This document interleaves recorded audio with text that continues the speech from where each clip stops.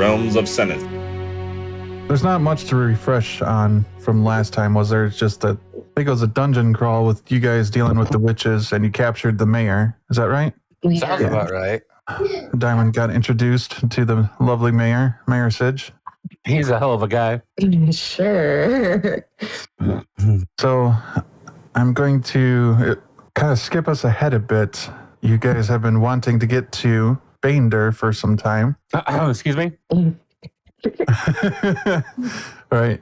So upon your arrival outside of the city, the mountain city, you find yourselves greeted by a brand new gate at the city that is an entrance to the mountain in the stables area. There are actually, while you're standing in the forest looking towards this entrance gate, you can see that it obviously looks brand new.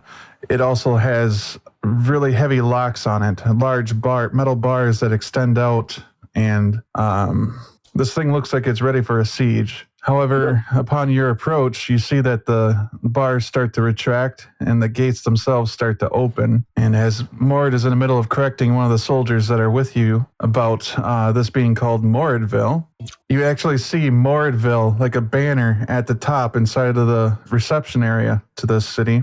It just is sprawled out and it says Moradville on it. Now that's what we're talking about. You see, after the gates have opened, you can hear footsteps, light footsteps, but they're just from the weight, right? It's just, there's dwarf undead that are walking out. And some of them are wearing little party hats. Hang on, I got a message. Yeah, Ninja, go ahead. Some of them are wearing party hats. One of them has like one of those things you blow on and they extend out and make like a noise and everything. They don't breathe, so they can't actually use them. And they just kind of stand and they form themselves into like a welcoming line for people to walk through. I should note that in this world, undead are disconcerting, I guess. I mean, they're like blasphemous creatures. They're people's souls that have been trapped into what's this? Okay, so Mord seems to be totally fine with this, according to this GIF. These are my subjects. So we messed up something time hopping, is my guess. Pardon? We messed up something doing our time hopping Feywild adventures? Were these dwarfs alive last time?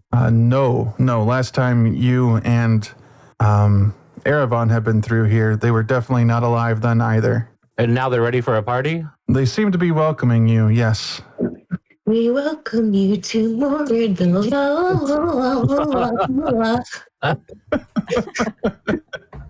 One hands you a giant lollipop. What would an undead lollipop be? Well, actually, one does come out with a croissant, and other has some hard candy. Is it Werther's? They do offer them to. Sure. Yeah, they're like, undead. All like grandparents have Werther's in their house or something, or at least should. Or Like those strawberry candies. Yeah, that's what they have. Roll like a knowledge.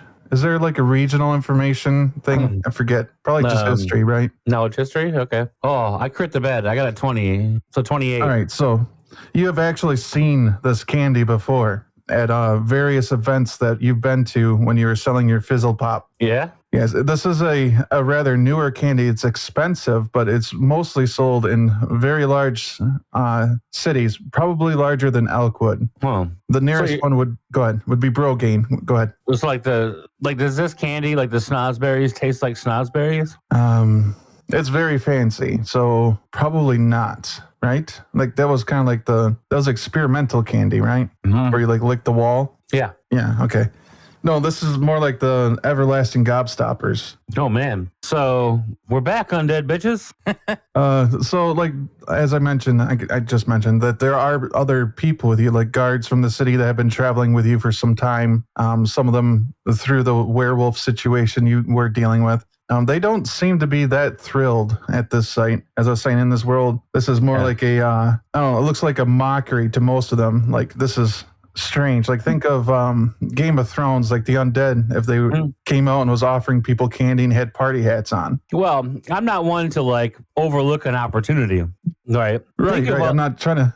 Well, I mean, think of a labor force that doesn't have to eat or breathe or live Like, do they even get sanctioned breaks if they're undead? Like, what are the labor laws for putting a zombie to work? What you want to light out there? Is there like, is there like an undead union? No. I guess it'd be knowledge religion. Okay, let me check. I got an 8. You're not sure. These are legitimate questions Mord's asking. Okay. Well, I kind of hold the hand back to like the captain of the guard and be like, I got this. And then that thing where you turn your hand sideways and I'm like, yeah, maybe, shake her side to side. Thank you for the gift of candy and everlasting schnozberry stoppers. What the actual fuck is going on? The ones that had approached you fall back into line, and you see what looks like a wrapped mummy starting to kind of waddle out into the clearing, not into the clearing, but into the woods with you. Oh shit! This is all a joke. No. He's pissed because I named his city Mordville, and he's just trying to fuck with me. That's what's going on. I should have took the candy. Those are expensive. What happened to the guy that was sent ahead? Did we send the mayor's son ahead already? He's dead. I think you would have met up with him in Elkwood. I doubt he would have just walked into Banedur by himself. Also, Mimsy? do we refill on healing potions? Yeah, if there's shopping stuff you want to do while you're in Elkwood, or while you were in Elkwood, you would have had a chance to potion up. If there's equipment changes you wanted to do, you can do that there. Yeah, there you was have access to a lot of the palace's armorers and everything. So there's something I needed to make. It's a little bit outside the box. So you want to do that outside the game, or like do we just talk about it now? Then you can tell me if it's yay or nay. Talk to me now. Okay. So at 5th level, I get an ability called Magical Firearm. Here's the funny thing. It's made of wood. I carved the thing myself. Here's my question. Okay. I can use it as a focus for my spells. Now, if I use it as a focus, I get an extra D8 damage to one of my damage rolls with it. But my green flame blade has to be used with a melee weapon that is 1 silver piece. So can I make an arcane firearm that has like a brass knuckle quality to it so I can activate green flame blade with it? It would not be outside the realm of possibility to have a bayonet. Okay, I'm good with that. Like a dagger slot, I would slide over it or something. Yeah, just put like any dagger you want to onto it, and there you go. Okay, I have that then. Is that fair? Do I need to like pay for it? Or is that just something I just crafted? 1 silver, wasn't it? Yeah, okay. So I have a blade gun. So you're like the not gunslinger, the gun breaker? Yeah, kind of. Fix bayonet. So this mummy walks... Go ahead. Go ahead. The mummy walks out, and it does speak to you. And it says in a rather breathy voice, welcome to Mordville. You have been invited to a feast in your honor by Lord Banedur. That sounds like a trap. Are we the main course in such feast? Lord Banedur would rather have a truce with adventurers of such renown. There is no trick. I'm not sure. Mord sniffs around. I smell a trap. Smell that bullshit. Would you like another croissant? Would this be like investigation or insight, or how can we? Yeah, I think I'm gonna do like an insight here. All right, anybody can roll an insight for this if you want. Let's do a group one. Okay. I'm not very wise, so it probably won't be good for me. 17. 22. Ooh. You just like out warlock to me. I got a 15. I think it's 13 for me. Mm-hmm. So what kind of general insights are you looking for? Like if it's lying to you or not? Or you pass, by the way, so. I'm personally looking for like if this is some kind of trick, if it's lying to us. Yeah, if it's lying to us, if it's a trick, if it's a trap. I want to know if that, excuse me. I want to know if that croissant is a day old or if it's fresh made. It's fresh made. Or if Still warm even. But I take it. What'd you say, Diamond? Or if it's poisoned. Right. Well, Mord, I guess, is going to find out. I bite into it. All right, well, after a moment of him watching him, he doesn't seem to fall over. Is it good? Yeah, it's really good. Like it's not as good as the stuff you've tasted in the Feywild, but nothing is really. Oh man, this is really good.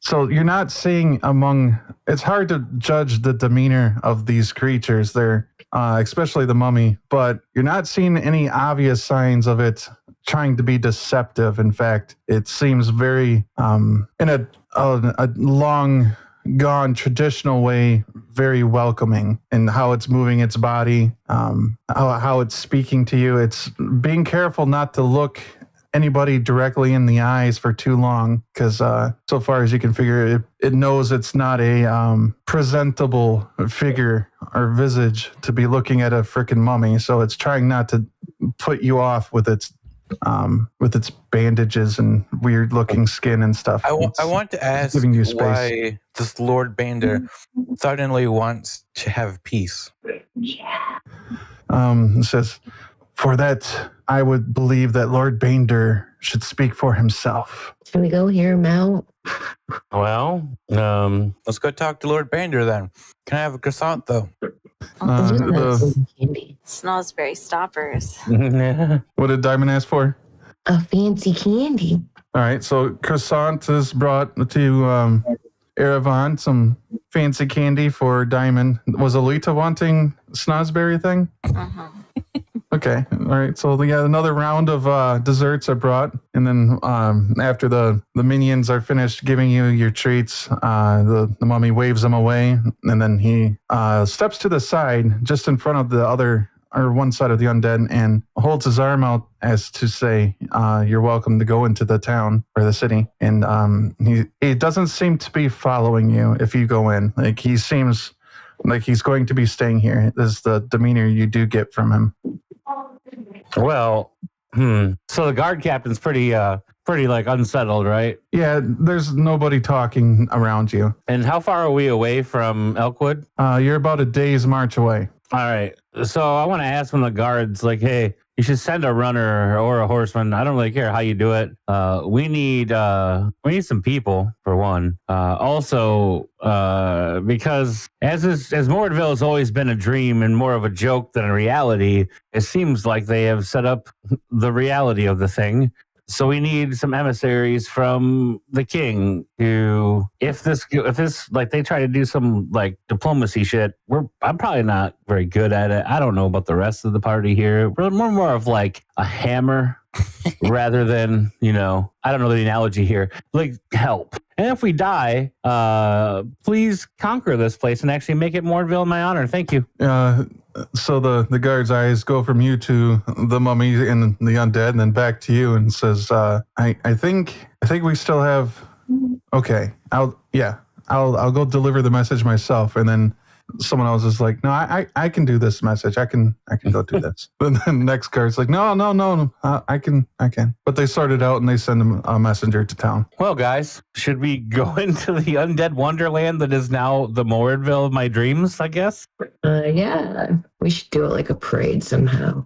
Like, do you want to build a float, like before we go in, kind of thing? Is what we're talking? Sure, why not? Let's get some marching music It's a going. big welcome, so like we need a big entrance, right? Like a float. Do you have a parade float? I asked the mummy. Ask the mummy. Okay, I thought you said Simone. No, that's the mummy's name, isn't it? But Simone? Yeah. Sure. Simone, I mean, what? mummy. It He was has Jalen, but he has a name tag, right? That says Simone. yeah. So more in between kind of cast prestidigitation. Do you have that on, Morin? Oh yeah. That's how I make my fizzy pop. Yeah. Well, that's also how you make the mummy's name Simone. I don't think you realize what power you just gave me. Are we gonna get like a fucking contract like we did with that mayor's kid? All in good time, my good friend. All in good time. All right. So Simone says, there are some parade. There are some, or he tells you there are some parade things that they could fetch real quick and form into a float for you. That there were parades back in the day, so they think they can do something. I mean, yeah. So you want to go? You want to just go meet the big mummy, or do you want us them to make you a float? I want to float. Okay. Diamond would like a float, please. With flowers. What style of Flowers. float? Like there'll be flowers, but what pizzazz would you like on it? Like what kind of creature would you bring into the city to introduce yourselves? A dragon. We can do that. They're very accommodating. So now the mummy does head back into the city, and most of the undead start to follow him in, and the doors close. And you hear from time to time as you're outside of the city, various contraptions. Sounds like some hammering going on, large devices being dragged around, and about. So this goes into the next day. Okay, I gotta go. Okay. Yeah, she said she had to step away for a little bit around now. Yep.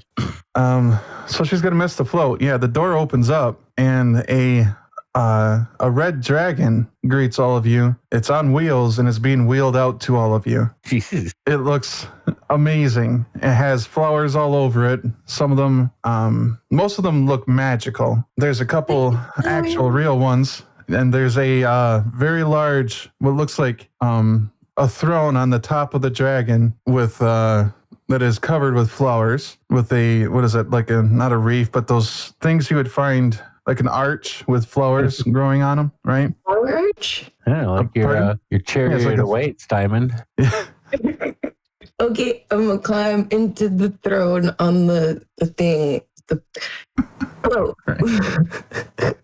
All right. So there are other spots, like a driver's seat in the front of this dragon, kind of on the neck of it. There's like a place to stand and wave from, a little lower on the dragon, kind of on its wing. And you can see that there's undead feet underneath this wheeled contraption that appear to be the things pushing it forward. But yeah, they back it out into the forest, and everyone around you is still very quiet. Like they were talking a bit, but as the undead roll out this really beautiful looking float, they don't really know what to say. And I don't either, to be honest. Me neither. It's beyond my expectations. Great. So as Diamond's climbing up the dragon quite immediately, Simone comes up to you more and says, I hope this meets your expectations. I'm quite impressed with your crafting prowess, Simone. This in a day is impressive. This in a week would probably be impressive. Hats off to you and your crew. He bows. He says, well, we had a good base to start with. We had a clockwork dragon that has been long dilapidated that we were able to put onto several carts, and he just like starts pointing out different parts of Simone seems actually quite proud of his work as he's like walking around showing you stuff. I like what you've done here. That was a very nice way that you shored up this, because you can tell that that's a little bit, over time, but like the way you shored it up really quickly seems pretty solid. He says we had plenty of red tarp. Red tarp. Nice move. Yeah, just so while we're doing the mutual respect thing here, and really, what is this all about? Where he authorizes you to build us a float. I mean, he changes the name to his namesake to mine. Like, what's the insight here, man? What's with the new gate? all right. You see Simone kind of look back into the city for a moment, and then he looks back to all of you and says, well, I mean, all of you that's not Diamond, because she's up there. Yay! Yay, dragon float! Flowers! So he says, wow. So there was word that there was a recent break-in to the city, and it was discovered that it was you and your party. So we were preparing for a large assault by you and Elkwood, and then more word came as we investigated the situation, and we realized, Lord Banedur realized quite wisely, that it would be more trouble to actually defend the city from you. Worse, more trouble of such renowned adventurers as yourselves, the personal adventurers of the King of Elkwood, to come to demise in the city. This Banedur felt, would be unacceptable and put the city at more risk than simply inviting you in and giving you offerings. Interesting. So what is it that you want? Not Banedur, you, Simone, builder of wonderful floats, greeter of random adventure. In my life, I was a well-respected forager, as it were. I was a builder. Things like this, and then he touches the dragon's float, and he's like, doing things like this was my love in life. Banedur, he took me on as one of his many servants and brought me into the undeath with him so that I could forever do things such as this, to make beautiful contraptions, things that come alive. Morad sheds a single tear. That's what we all want. He offers you a handkerchief. I think Morad has a new friend. He's got an old soul, crafter. Do most of the undead of Banedur feel this way? Like, you just love to craft and build things? Most of them are mindless creatures. My soul was not, as it were, disassembled to create me. Oh, okay. Because like Kingdom, Elkwood, King. Like, he's like, ooh, skeleton, crush it, right? Sorry, I don't understand what you mean. So, like, undead are hunted. Right. They're reviled, right? So the kingdom and all the people that live there and the king is going to be like, ooh, gross, skeleton, let's kill it, rather than, hey, look what this awesome mummy made. It's an awesome dragon float. So you're asking him if he understands that he's a target by the... Yeah. Okay. He says, we have long been targets, even when the city was full of living, breathing. However, we have always been able to provide services and protections. Gotcha. Wait, you say when? Is the city no longer full of living people? The last living creature inside the city was 300 years ago. Resident, I should add. Anything else before we commence your parade? Yeah, I need more flowers. I need a flower crown. All right, they make a little wraith, a ring of flowers, and they hand it to one of you to bring it to Diamond. Just climb down and grab it. I don't need a mailman. Well, I guess we go meet Banedur and see, All right, well, the float starts to roll forward. Again, Simone stays outside as the float makes its way into the entrance to the city, and you pass by the stables and other things you would find at the entrance, little rooms, greeting rooms, to like where people would meet and have diplomacy between cities and stuff. What Mord was asking for, like emissaries. And then you start making your way into the city, and the last time you were in here, the most prominent place here, other than the temple that this float is heading to, would be the library. And there's a lot of homes, a lot of stone-built homes. It's actually a small metropolis. The distant walls you can see if you have the vision to. You can see what would otherwise be skyscrapers almost, where there's a lot of homes and shops that are built up the walls with little pathways that go up. And there are a line in the streets, a line of undead that stand on both sides of the road watching your float go by as Diamond's up there. Princess wave to them. They wait. What are these shops selling to the undead? They seem long dilapidated. They probably don't have anybody in them. You're not seeing anybody living and actively creating anything or building anything. There's just undead. The princess wave gif. Yes, eventually you are brought to the temple and the end of the parade, and a bunch of undead are clapping. This is so weird to say. As Diamond does her final waves.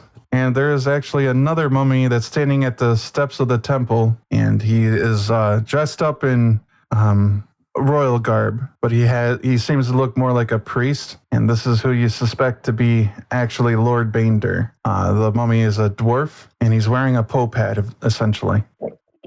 All right, the mummy pope. And he comes down to greet all of you, and he says, "Welcome. Welcome. Please come in." Do you have free candy? Are we going to get in your candy van? I have assembled for all of you a feast in your honor. Pastries, candies, cheeses. Oh, we need wine to go with the cheese too, man. I have the best wines. So can I check for deception again? Or You can smell the cheese from here. Okay, so maybe there's a feast, but You actually hear voices inside of the temple. can the undead talk? Generally, no. The mummies are something of an exception. They can also be like intelligent creatures and everything. So most of like the zombies and skeletons that are out in the streets and stuff, they don't seem to speak at all. But they can understand speech that they've understood when they were living, and most of them were dwarves. So if you wanted to speak to them, you could speak in dwarvish. Is you're figuring if they're friendly to you, which at the moment they seem to be. So did Banedur change these dwarfs into undead? You wouldn't know that for certain. Is that something you'd actually ask him?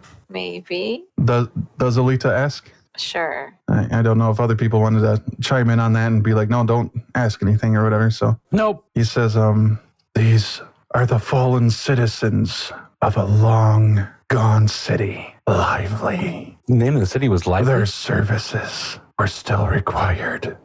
Are you in the same old city? What service is that one doing? It just keeps running into the wall. Stop embarrassing me. Maybe that's how they power all the power things. Like I think they had like a powered forge, right? They have to yes, it's sun powered, but maybe they need more energy than that. I don't know. Like locomotion powered. So like Yeah. every step, you know. So they have like Erevan. magical Fitbit. Erevan, you are correct. Maintenance is required to maintain the city. Out of character, I like how Erevan like gave him an out. Okay, sorry, didn't mean to interrupt. Music, please. And then you hear music starting to play inside the temple itself. Shall we? And he motions towards the doorway. I take his hand and I pull him in and I start dancing. With the mummy? Yeah. roll performance. 20, naturally. Naturally. Naturally a 20. Okay, yeah, those dice would seem to be working for you, Diamond. All right, well, at first the mummy does not seem too thrilled to be dancing, but somehow you've intrigued him with some dance moves, and he starts to kind of swing a bit with you. And he says as he's dancing, he's like, whoa, I haven't seen this technique in years. It's a good one, right? He's like, these are traditional dances. How have you learned them? Lots of practice. All right, yeah. And so you guys start dancing on the steps and fancy stuff is happening. For the rest of the group, I think it occurs to you that what's happened is because Diamond is a bit misplaced in time, she's doing some older traditional dancing that hasn't really been practiced in some time. And that seems to have really impressed Banedur, who probably danced like this and back when the city was alive. Sorry? Oh, I was just saying the same thing you did, but okay. Sorry. Go on. No, that was it. It's just like he seems to know these dance moves, and he's boogieing down. So while Banedur and Diamond are wiggling outside the temple, you guys going in, or do you have somewhere you want to talk to him first? Oh, sorry. I thought I was supposed to make a distraction. Not this time, but I mean, it was good. Far be it for me to stand in the way of a good performance. So somebody walks out. A woman walks out of the temple, and she appears to be alive, and she is dressed as something of an entertainer, and she's just standing on the steps now, watching Diamond and Banedur dance, and you can see that she's smiling. And when Diamond and Banedur are finished, she starts clapping. She says, "Bravo." Thank you. It's been a joy, honestly. Tip your bartenders and undead waitresses. Sorry, did you say undead waitress? Undead waitress. No, she's alive. Who's alive? The waitress? Yeah, the lady that walked out. What? Oh, wait, she's alive? Hey. This is, hello, my name is Shay. Hi. I'm a traveling bard. I've been hired to put on a performance here, but I see that I've already been upstaged. Oh, sorry. Bravo. Thank you. No, quite quite the opposite. I'm very impressed. I'm going to have to remember those dance moves. Please come on in. Well, I can teach them to you. I go in after the bard. She says, please. Diamond, as you walk in, you see that there's a small kitchen that's been set up, basically what you see on the map, right? The top right. Yeah. And there's a table set up for all of you to sit at. Banedur himself takes a position in the top left of the table and sits down, although he doesn't have any food served to him. I guess I wait for Banedur to talk to us. Well, I guess I'm going to take the bard to an open area where I can teach him my dance moves. All right. Yeah, so Banedur doesn't really start off too much of the conversation yet. He just waits for the food to be served for all of you at the table, which eventually does. Lots of fine breads, a lot of pastries. There's chicken. Looks like a starfish is brought out, but it's like gingerbread, some cakes, and stuff just keeps being brought out. There's wine that's brought from Iraq. Some of it's very ancient. You may recall in the first session, there was some fine wines that Amir helped you sort through, but these are very similar, very expensive, very old. They're definitely dwarf brews. There's cheese. Eventually, Banedur does say, I yield the city to you officially. That's got me confused. But first, let me say thank you for the hospitality. It's strange, but welcome. I am not. I want to know what the catch is. Mm-hmm. Like, what's There the is no catch? You're catch. yielding the city. I'm sorry, Tyron, what'd you say at the very end? You're yielding the city to us, but what's the catch? I shall bury the undead and let them rest finally. But the residents that you bring here must pay to the temple Hey, what's reasonable taxes. You're talking about like a church and state relationship. I'm just interested in the money. At least he's honest about it. Yeah, that's what I'm saying. I can appreciate, somebody that's honest about just wanting some cash, man. I mean, that's kind of why we're all adventuring, right? So you want to be the pope that all of the citizens have to go to and tithe? Tithe is not required. Tariffs. I mean, so you're not even going to preach? What are they giving you their money for? Protection. Against? Anyone who would attack the city. And how can you provide protection? I am very powerful. I mean, but the king can already provide us protection, so... Where is your king? And I'm not totally opposed to this. He is providing us an entirely made city. It's kind of like rent, right? Yes. Rent. Housing should be free! I mean, in the woods, sure. You know what it takes to make a dragon float like they just did for you? One day. I mean, they're pretty good. Let's be honest. That's pretty good. There is one small problem. Yeah? I hired a band of kobolds to help defend the city. Oh God, From not you. this again. Wait, to defend the city against us? Yes. I also built a gate. To lock us in? No, to lock you out.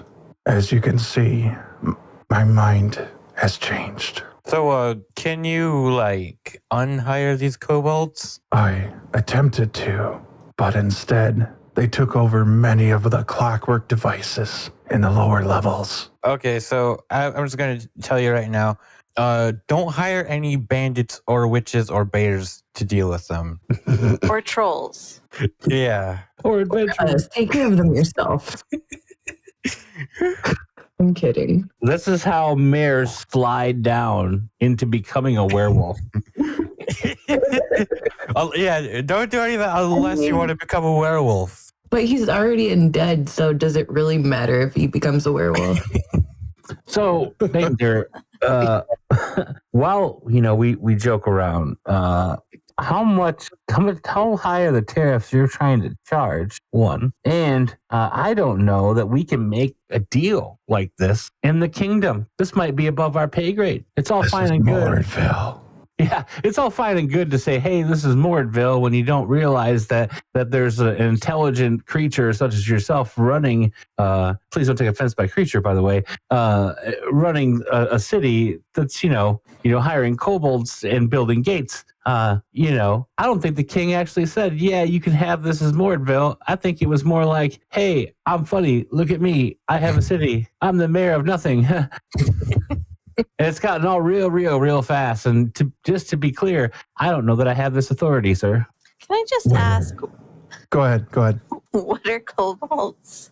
Yeah. They're little annoying lizard people. They're like goblins, but lizards. Do they live underground? Generally, they do. Yes, they're little miners. Usually, set up small communities in caves. Okay, so that's why they took over the lower level, or did they just do some sabotaging on the lower level? They did a lot of sabotaging on the lower level, and they are set up there. So far as Banedur's explaining, they're known for setting up traps. They tend to be mechanically minded. They tend to worship dragons. They tend to believe that they have dragon heritage when often they don't. Yeah, they're like little cave monsters that screech a lot. Okay, so questions were. I put a picture of them in the Dyson info chat. Okay. So, Banedur, are you not capable of taking care of the kobolds yourself? Well, in my defense, let's start there. I like to be known for making mistakes for once. No, I will not be hiring witches or bears or whatever, or becoming a werewolf. Here's a serious question, though. Why are we going to have people pay you for protection when you can't even get rid of the kobolds that you hired?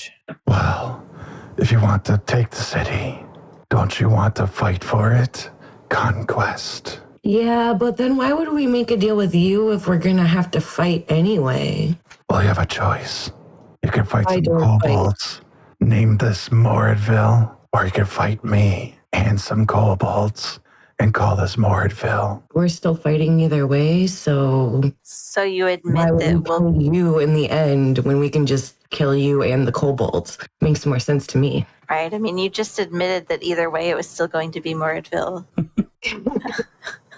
In the end, I have indeed lost. I am not a fool. Even if I win and I kill Morid and all of his friends. You won't, by the way. If it did, though, it would upset the king. It would upset Brogane. It would upset the fairies. I make more enemies by fighting you than by just yielding the city and keeping my status as Templar. That is what I care about. Call the city what you will. And if you want me to kill these kobolds for you, very well. You're not killing the kobolds for us. You're killing the kobolds for yourself. I would only kill them because you've asked me to. Well, Seems like you could come up with a truce of sorts. These are unreasonable creatures who are fixated on Morid. Oh yeah, they might not be happy with me. Whoops. Yeah, there may or may not have been an incident when I first laid claim to this area. I am aware. And no, it did not happen here. It didn't happen here? Are you familiar with the machine?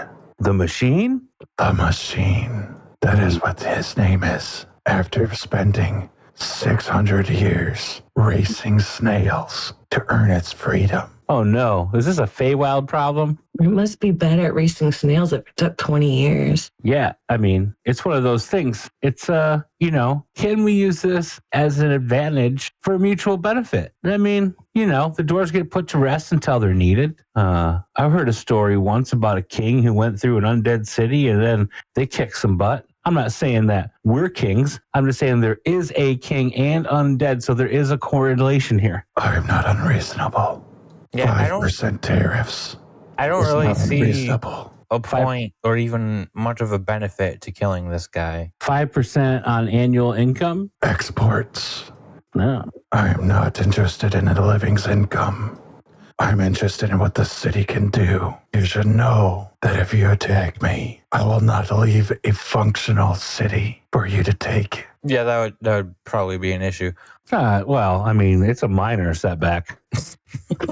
I mean, I think, the question is not throwing threats. The question is, how do we move forward, right? But I think we wait for the diplomats to handle this, right? In the meantime, why don't you show us around on what this city has to offer? And 5% just from the potential that I've seen is a lot, sir. But we don't have to talk about that now. Shall you show us around? I have prepared sleeping quarters for all of you. Awesome. So afterwards, you may rest here and wait for your emissaries. I never did fully describe everything, I suppose. So that bard that Diamond's showing dance moves to is actually part of a troupe, and they have set up a theater stage in the corner there. There's a lot of cooks in the kitchen area. They're still making stuff, and they're actually taking candies and foods out to the soldiers outside the city at this point. And there are bards playing music as you were talking. But at this point, Banedur does stand up and say, if you're ready for your tour, I shall give it myself. Well, we are honored. Much of the city has already been seen by either Morid or Erevan. You need a sec? Okay. Yeah, we'll take a moment. Olita's AFK anyway. Snack time. Potty break. Sorry, Diamond? Cool. Since everyone's BRB, I'm going to have a potty break. Okay. Put it back. And Waiting on Olita at this point, I think. More cheese. Don't mind if I do. You've certainly spared no expense. you have some chips. I kind of want nachos. Well, if Diamond explains it to the kitchen, they'll start fixing that up. Hey, kitchen person, cook thing. If you melt some cheese and you put it on some chips, it makes like this nacho stuff and it's really good. Can you make me some of that? Right away. Thanks. You have created nachos. Yay. Has become a major export for Moridville. 5% tariff is applied to all ingredients sent across the kingdom. Here's your nachos. Nachos. Sweet. Thanks. So what will you do with all the time and money? Like what's your goal? What get you going? Studies. Studies. It will fund my studies of the gods. Oh, like how to become one or where they are? I don't think money makes you a god. Well, debatable. Mm. Money buys clockwork boats. Clockwork boats equal fun. Fun equals happiness, and happiness is godly. I mean, you don't need money to be happy or have society. I like Diamond. If you don't need the money, I'll take it.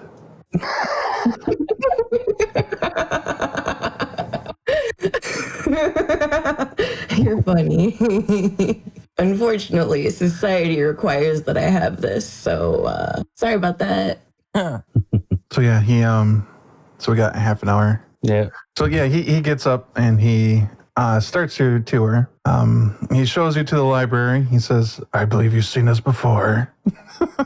But he's showing you around Erevan, and I think Diamond have already been inside of it. Yeah. But yeah, it's a multi-story library with, it's an impressive amount of books, a lot of tables, a lot of areas for people to copy down and replicate the books, and the subject matters are well organized. It looks like a functional dwarvish library, and there are sections where at the time foreign sages would come here, do research, leave information here as well. Diamond actually found some elvish books that she brought back to the Onyx elves that live out in the forests. After a bit in the library, he takes you further into the city, more towards the markets where he had fought those clockwork spiders and such. And he starts just brainstorming different ideas of current trends and products that are being moved from Brogane to Elkwood and vice versa. How Banedur could become like the central hub. He wants to market most of their goods to the Underdark. What's the Underdark? Well, Boy, oh boy. yeah. So Banedur does happily explain to you that the Underdark is full of evil creatures.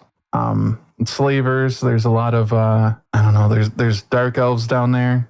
Did you ever watch Guardians of the Galaxy? Mm-hmm. Yeah, there's dark elves in that movie. They're the things that were hanging out with Thanos, I think. Am I remembering that wrong, Morin? You probably remember that better than me. Oh, I don't know. The Underdark's like a vast cave system that has a variety of creatures. Like there's deep gnomes and deep dwarves called Durgar, dark elves called Dro, and all kinds of things. There's like no light down there, and it's crazy.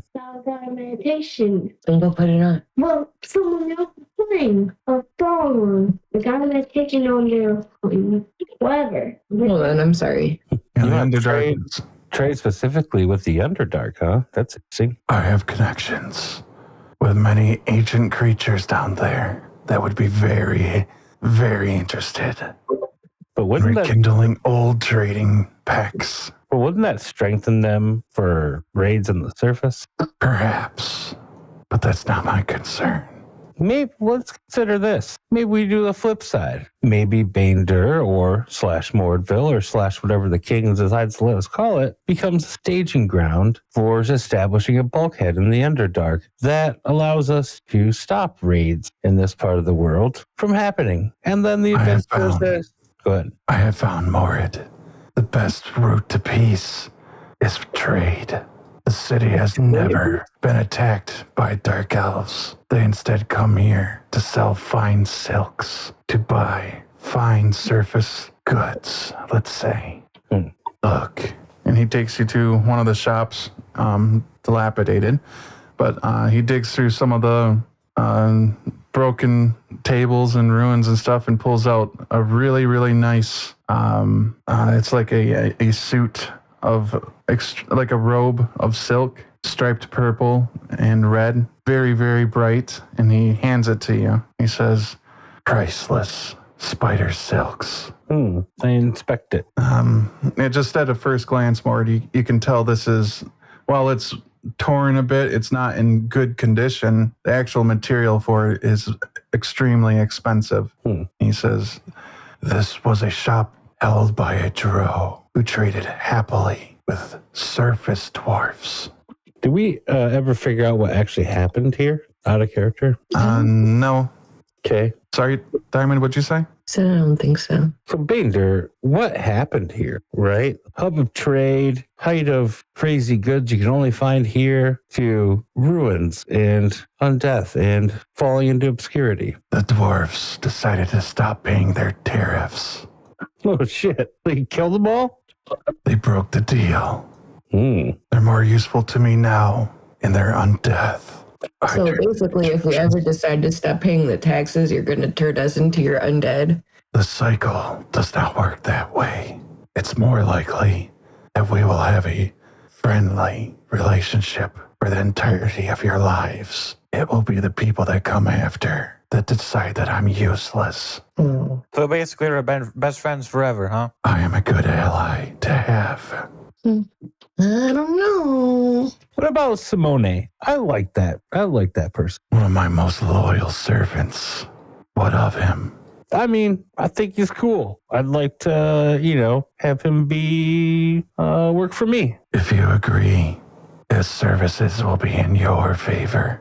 Neat. Do you agree? I don't think I have the authority to do so. I am more worried about you and your party than I am of some king from somewhere that won't come here himself. Personally, I feel like if we killed him, that would be a lot of effort for basically no benefit. If we have him as an ally, we gotta, give him some money, but seems useful and a lot better than having a destroyed city on our hands. Yeah, I don't think that's the concern, really. I think the concern would be setting up a city inside the king's kingdom without consulting with them. Like, hey, welcome. We're a sovereign nation within your kingdom. How do?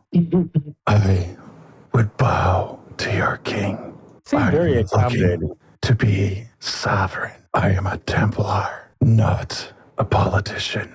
So what you're saying, Erevan, is that we have the authority to do this? I mean, I don't think the king would oppose it, but I don't know. It wouldn't be much effort to ask him, though, right? I mean, That's why the emissary. We have like cell phones. Can we call them? Yo, don't we still have some of his men with us? yeah, we sent them for emissaries right before we came in the door. Remember? I thought we only sent like one. Yeah, that's all it takes is one to deliver a message. We can send another to be like, oh, hey, we want to make this place a city in your kingdom. Is that cool? This all sounds like it could be a text. Okay, but cell phones don't exist. Sorry. So what you're talking about is we need a parchment that if you write on it here, it will show up somewhere else. Oh, yeah. I think you could probably do that with like a sending spell through enchantment. Let me work on it. I don't think it's something I can do right away, but I think maybe, given enough time and research, that's something we might be able to create. Some of the most knowledgeable elves, powerful in magic, came here. There are facilities. If you would like to set up there, Morid, to work on your sending stones. Oh, yeah, there is something already made for that. Totally. But texting would be like sending stones, but with a parchment. Sending parchments. 5% tariff to Banedur. You see him kind of like wring his hands a bit. And, yes, I think that would be most lucrative. Sometimes sending stones, you talk in, like you have to make small talk and you have to like, how was your day? How was the kids? Blah, blah, blah. With a sending parchment, you can just be like, hey, starting a city, paying small tariff. Check yes or no. Maybe 25 silver? No, that's too much. 25 copper per message. Text messaging rates may apply. Shall we continue? Why does Banedur get a text for everything we create? I made nachos. He gets a 5% tax. You make cell phones. He gets a 5% tax. What's with this? See, where's my 10% tax for creating nachos? You get 95. I think that's the whole point of me pointing it out every time we turn around. That's what he offers, right? 5% seems small. But when you have 5% of all exports and you're creating new intellectual property, the 5% becomes a very, very large amount of, my business might have been the most successful, the Fizzy Pop stand. I do understand how commerce works. Have I ever made you guys Fizzy Pops? I feel like you may have in like the first session. Oh, well, let me refresh your memory. And I start pulling out the stuff and different, I have some bottles I pull out of my satchel and fill with some water. And I want you to think of a flavor, Erevan, something that reminds you of a happy time in life. So mixing different things and putting them together in the bottle. I don't know, cherry?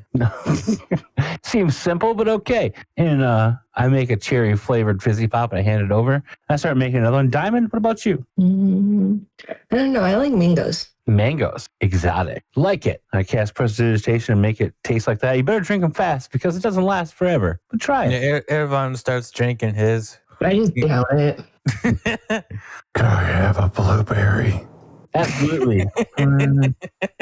Cast the magic on it. Careful, don't drink too fast because you'll have to burp. As Diamond is just endlessly burping right now. Yeah.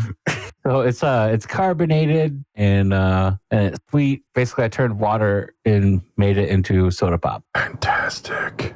I think the fact that I couldn't make it more permanent so somebody could buy it and then bring it across town and give it to somebody else and they had to consume it right there was the downfall of my business. Distribution.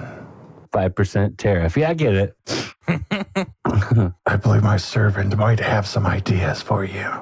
Yeah, it's a enchantment that doesn't last, And you'll notice that, that quarter of a blueberry Fizzy Pop you have left no longer tastes like blueberry. It just tastes like water now. Still pretty good, though.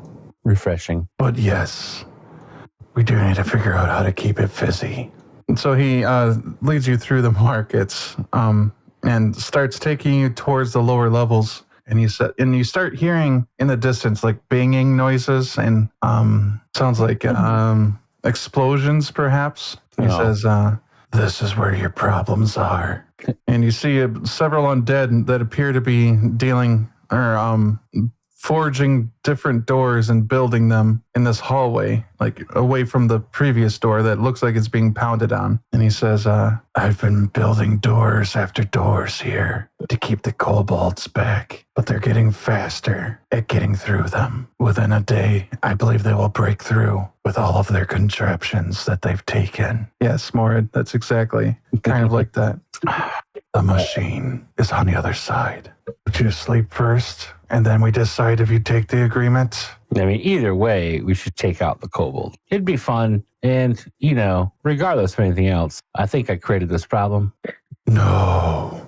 And then Banedur, like, puts his hand on your shoulder. No, this is not your fault. He's trying hard to win me over. This isn't going to end well, I think. This is out of character. I mean, out of character, I guess Diamond will just do whatever the party wants to do. I don't think she's going to like it, but she'll do it. This is my fault, Morin. I am the one who hired him. Yeah, there's a lot of, you know, leadership is tough. You know, when you think about mayors that are hires, you know, bandits to get rid of bears, that hires werewolves to get rid of witches. It's confusing. What's a confusing world? Hey, Diamond, can you turn into like a badass, like tanky beast of death? I can conjure one. Okay. Or I could do one, either way. Well, I have a new concoction I made that can take whatever something is and make it huger, if that's a word. Huger? Yeah, like, you know. Like bigger? Big. Yeah, like, you know. Enormous? Like you take it and you double it in size. Oh, does it wear off? Yeah, for a while, you know, but it's more like for a combat thing. It'll last for a minute, but like, you know, the target will double in size and, you know, like, so say if it's a medium beast, they'll turn into a large one or large to huge and they get, their natural weapons grow, doing extra damage. They get advantage on like if any feats of strength. It's pretty cool. I'm just saying, something we can try. So should I just turn into an animal now? Or if you want to fight kobolds now, sure. It's just something I was just going to throw out there for a future. no? Okay. Let's rest first, though.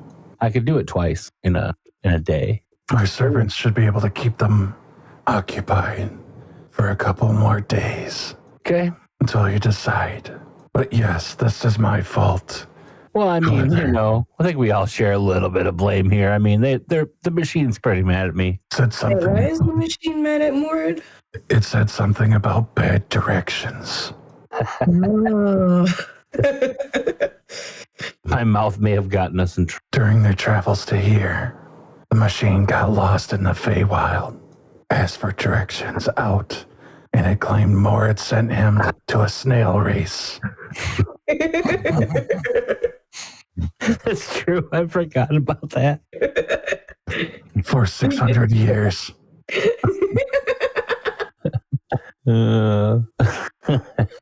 He's pissed. I mean, He's pissed. No good deed goes unpunished, they say. He's trying to claim the contract expired 550 years ago. It's weird. For sure. So, yeah, he leads you back through the markets and into the forging area to show you that it's active. At the moment, it's what they're building the doors with. You remember the forges that are powered by sunlight. What's this? What's that the reference to? Sorry, my mind already went forward. That's the machine or whatever the fuck. That's how pissed he is. Oh yeah, he's pretty bad. Rips their mailbox out, throws the dope. Yeah, that's a federal crime. Mail's flying out of it. Does anybody know the story behind that? Because I've seen that a couple times and I don't understand why he's so mad.